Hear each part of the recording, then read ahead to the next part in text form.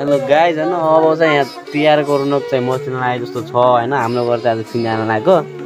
के बनाउँदै हो दाजु भाउजू यहाँ के बनिरहेको छ हाम्रो घरमा क्या बात कर रहे थिने हाल्दै हो के छ कोमल दादा नमस्ते सन्चै दाजु हेलो दाइ हाई गरौँ दाइ हाई हाई गरौँ के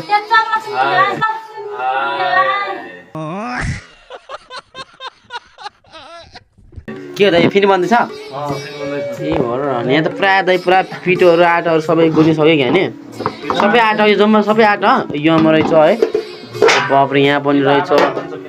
यहाँ यो राम्रो गुने खाने क्या यो पनि रहेछ अनि त्यहाँ कराई बसाल्नु भएको छैन मम्मा ल्याउनु गएको त्यो के खाँदै हुनुहुन्छ तपाईँ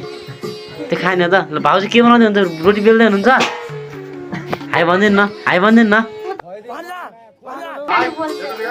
ल अब मेरो भाइ पनि भर्खर मेरो भाइ इन्डियादेखि आएको होइन इन्डिया त नि ले लद्दाखदेखि आएको क्या इन्डियन लाउरे अनि त्यहाँ हाम्रो माइजू पनि आउनु भएको के भन्दैछ माइजू हो मेरो बिहा त भइहाल्छ तपाईँ चिन्ता किन भन्नुहुन्छ मेरो बिहा तपाईँलाई पाउनु सक्छ भन्नु तपाईँलाई यो भिडियो तपाईँको बुहारीले पनि हेर्छ क्या माइजू इतनी खुशी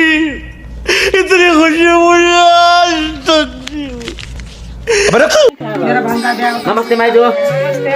हजुर पनि आउनु भएको ए ल रोटी हाल्न लागिहाल्नु म त फेरि है अब हामीले चाहिँ हाम्रो काम निप्टिसक्यो अब हजुरहरू चाहिँ गर्नु ल माइजू आउनुभयो तपाईँ पनि